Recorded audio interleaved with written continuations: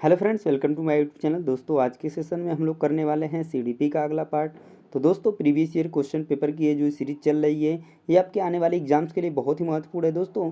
क्योंकि जो भी एग्जाम्स होता है दोस्तों, उसमें प्रीवियस ईयर क्वेश्चन पेपर से बहुत सारे क्वेश्चंस रिपीट होते हैं और बहुत सारे क्वेश्चन से हिंट मिल जाते हैं, जिससे आने वाले एग्जाम में आपको बहुत ही हेल्प मिल जाती है। तो दोस्तों, इसीलिए हम पूरा का पूरा आपको प्रीवियस ईयर क्वेश्चन पेपर करा रहे हैं। 2011 से लेकर के 2024 तक जितने भी क्वेश्चंस पूछे गए हैं दोस्तों ऑफलाइन एग्जाम में, उन सभी क्वेश्चंस को कराएंगे और लास्ट में आपको ऑनलाइन एग्जाम वाले क्वेश्चंस भी कराएंगे। तो चलिए दोस्तों, वीडियो शुरू करते हैं। आज का पहला क्वेश्चन शुरू करते हैं। तो जो लोग भी चैनल पे नए होंगे, चैनल को सब्सक्राइब कर लेंगे और बेल आइकन को प्रेस करना नहीं भूलेंगे, क्योंकि तभी जो है कि आपके पास नोटिफिकेशन जाएगा। तो पहला क्वेश्चन रहा दोस्तों आपके सामने कि एक अध्यापक या अध्यापिका ने पाया कि एक विद्यार्थी वर्ग बनाने में कठिनाई अनुभव कर रहा है। उसने अनुमान लगाया कि वह हीरे का चित्र बनाने में भी कठिनाई अनुभव करेगा। उसने निम्नलिखित में से किस सिद्धांत पर आधारित होकर यह अनुमान लगाया? विकास एक व्यवस्थित क्रम में होने की प्रवृत्ति से संबंध है। इस अनुमान से विकास की प्रक्रिया एक उत्परिवर्तनीय प्रक्रिया है, या विकास निरंतरीय होता रहता है, या अलग अलग लोगों के लिए विकास की प्रक्रिया भी अलग अलग होती है। तो दोस्तों, वो जो अनुमान लगाया है सिद्धांत पर आधारित होकर, वह तिथि विकास का एक व्यवस्थित क्रम होने की प्रवृत्ति से संबंध है। तो इस क्वेश्चन का जो राइट आंसर बनेगा दोस्तों, ऑप्शन नंबर ए बनेगा। नेक्स्ट क्वेश्चन देखिए, क्वेश्चन नंबर सेकेंड क्वेश्चन पूछा गया है कि मानवीय विकास में आनुवंशिकता एवं परिवेश की भूमिका के संदर्भ में निम्नलिखित में से कौन सा कथन समुचित है, यानी क्वेश्चन पॉजिटिव पूछा गया है। पहला ऑप्शन है कि परिवेश की भूमिका लगभग स्थिर सी रहती है, जबकि आनुवंशिकता का प्रभाव परिवर्तित हो जाता है। व्यवहारवाद के सिद्धांत प्रायः मानवीय विकास में प्रकृति की भूमिका पर आधारित हैं। या विकास के विभिन्न क्षेत्रों में आनुवंशिकता एवं परिवेश का सापेक्षिक प्रभाव परिवर्तनशील है। या भारत सरकार की विभेदात्मक पूरकता संबंधी नीति मानवीय विकास प्रकृति की भूमिका पर आधारित है। मानवीय विकास में अगर हम बात करते हैं दोस्तों, तो आनुवंशिकता और परिवेश दोनों की समान भूमिका होती है, दोनों परिवर्तनशील होते हैं। तो दोस्तों, इस क्वेश्चन का जो राइट आंसर बनेगा, ऑप्शन नंबर सी बनेगा कि विकास के विभिन्न क्षेत्रों में आनुवंशिकता एवं परिवेश का सापेक्षिक प्रभाव जी बिल्कुल जो है कि परिवर्तनशील है। तो राइट आंसर होगा option number C. Next question देखिए दोस्तों, क्वेश्चन नंबर थर्ड क्वेश्चन है कि सामाजिकरण के संदर्भ में विद्यालयों के पास प्रायः एक प्रच्छन्न पाठ्यचर्या विद्यमान रहती है, जिसमें निहित है। तो बालात्मक अधिगम चिंतन व समकक्षीय साथी एवं अध्यापक की अनुकृति द्वारा विशेष रूप से अपनाया जाने वाला व्यवहार है। या अंतःक्रिया व सामग्री द्वारा विद्यालयों में प्रस्तुत किए जाने वाले सामाजिक भूमिकाओं से संबंध अनौपचारिक संकेत। या परिवारों के माध्यम से विद्यार्थियों को समझौतापूर्ण व प्रतिरोधात्मक सामाजिकरण या मूल्यों और आवृत्तियों का शिक्षण एवं आकलन। बात क्या किया जा रहा है कि सामाजिकरण के संदर्भ में विद्यालयों के पास प्रायः एक प्रच्छन्न पाठ्यचर्या विद्यमान रहती है। तो निश्चित रूप से दोस्तों, इस क्वेश्चन का जो राइट आंसर बनेगा, ऑप्शन नंबर सेकेंड बनेगा कि अंतःक्रिया व सामग्री द्वारा विद्यालयों में प्रस्तुत किए जाने वाले सामाजिक भूमिकाओं से संबंध अनौपचारिक जो संकेत होते हैं वो निहित होते हैं। तो करेक्ट ऑप्शन होगा आपका option number B. Next question देखिए दोस्तों, क्वेश्चन नंबर 4। क्वेश्चन नंबर 4 है कि निम्नलिखित में से कौन सा निहितार्थ पियाजे के संज्ञानात्मक विकास के सिद्धांत से नहीं निकाला जा सकता है। यानी कि क्वेश्चन आपका निगेटिव पूछा गया है, इस चीज़ का ध्यान दीजिएगा।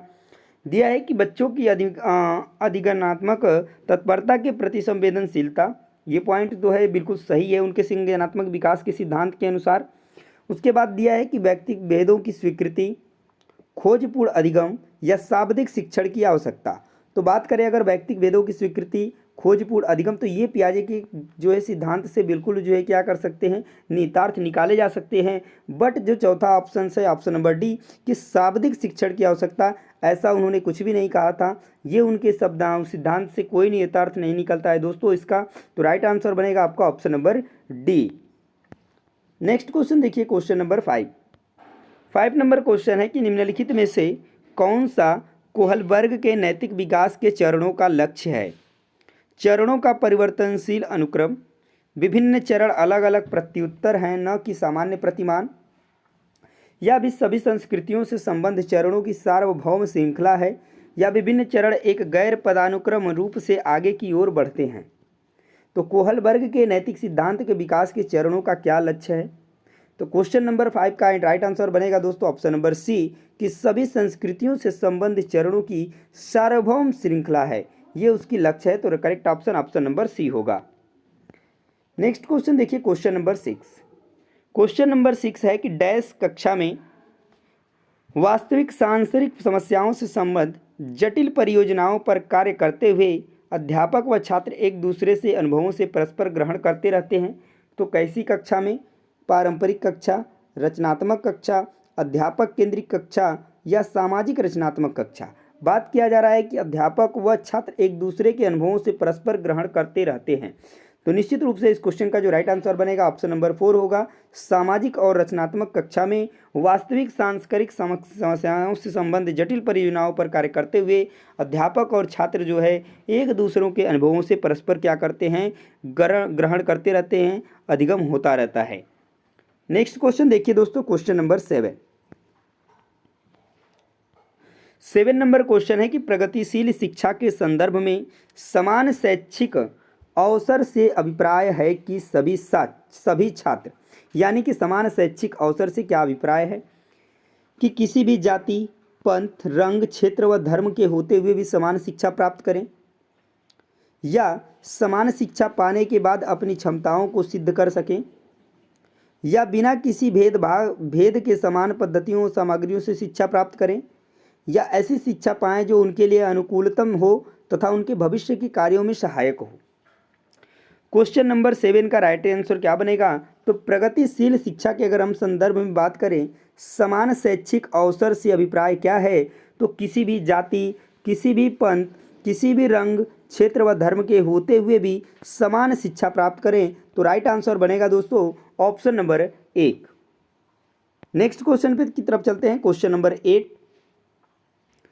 क्वेश्चन नंबर 8 है कि निम्नलिखित में से कौन सा निरीक्षण हावर्ड गार्डनर के बहुबुद्धि सिद्धांत का समर्थन करता है? यानी कि क्वेश्चन बिल्कुल पॉजिटिव पूछा गया है। तो दिया है कि मस्तिष्क एक भाग में हुई क्षति केवल किसी एक विशिष्ट योग्यता को प्रभावित करती है, न कि संपूर्ण को। उसके बाद दिया है कि बुद्धि विश्लेषणात्मक सृजनात्मक व्यवहार बुद्धियों की अंतःक्रिया है, या विभिन्न बुद्धियां अपने स्वरूप में पदानुक्रमात्मक हैं, या अनुदेशन के प्रारूप का निर्माण करते समय अध्यापकों को किसी विभिन्न शैक्षिक नवाचार के सिद्धांत का अनुपालन करना चाहिए। तो क्वेश्चन नंबर 8 का करेक्ट ऑप्शन बनेगा दोस्तों कि जो है मस्तिष्क के अगर एक भाग में क्षति हुई केवल किसी एक विशिष्ट योग्यता को प्रभावित करती है, न कि संपूर्ण को। तो करेक्ट ऑप्शन बनेगा आपका ऑप्शन नंबर 1। नेक्स्ट क्वेश्चन देखिए क्वेश्चन नंबर 9।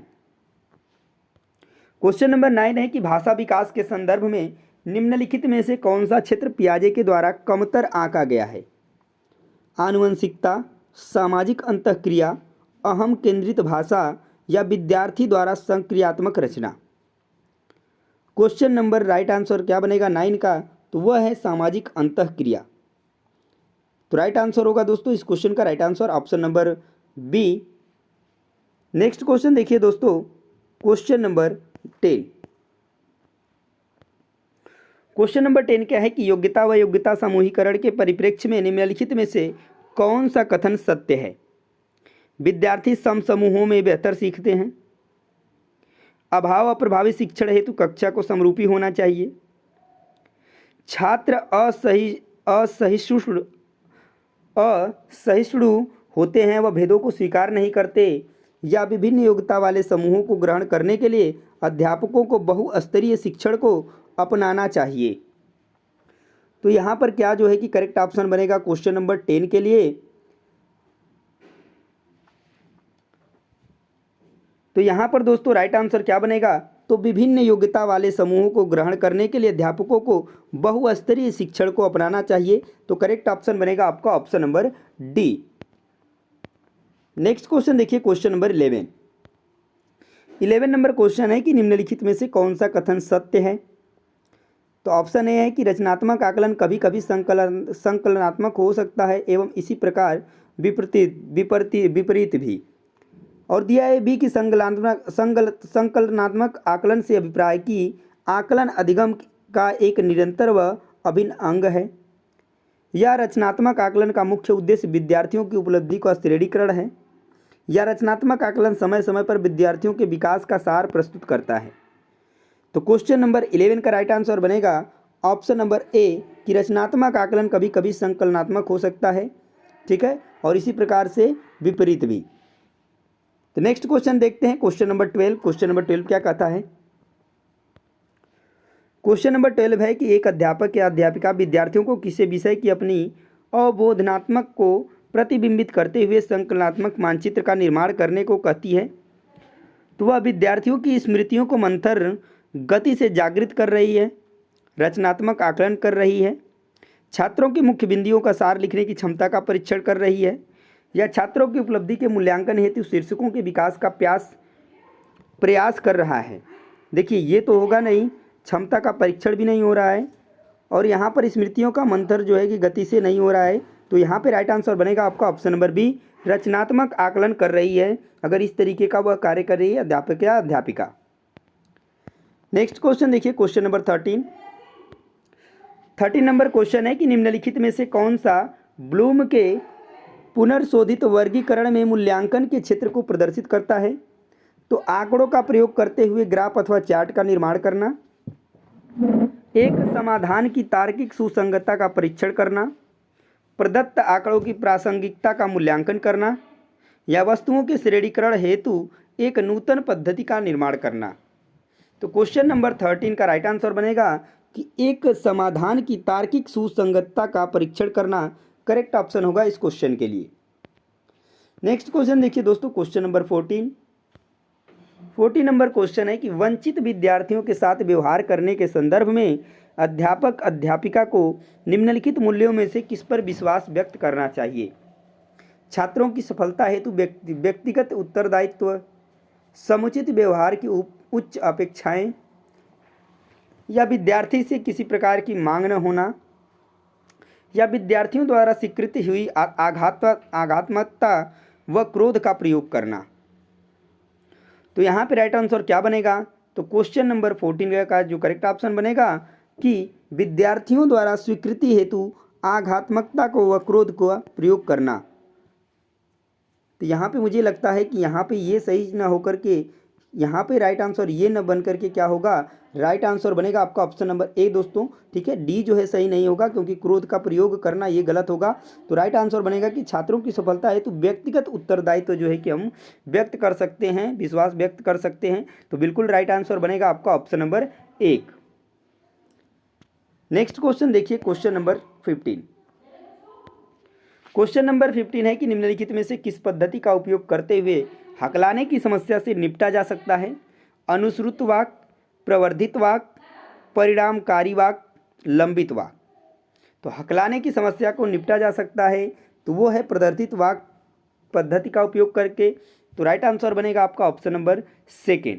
तो दोस्तों ये थे आज के कुछ महत्वपूर्ण क्वेश्चंस जो सीडीपी के आए हुए ऑफलाइन एग्जाम में क्वेश्चंस ये पूछे गए थे, जो कि थोड़ा सा आपको अलग और कठिन दिख रहे होंगे। इस वजह से मैंने दोस्तों इन क्वेश्चंस को शामिल किया है, क्योंकि ऐसे क्वेश्चन अगर आ जाएंगे तो निश्चित रूप से आपको परेशानियां होंगी।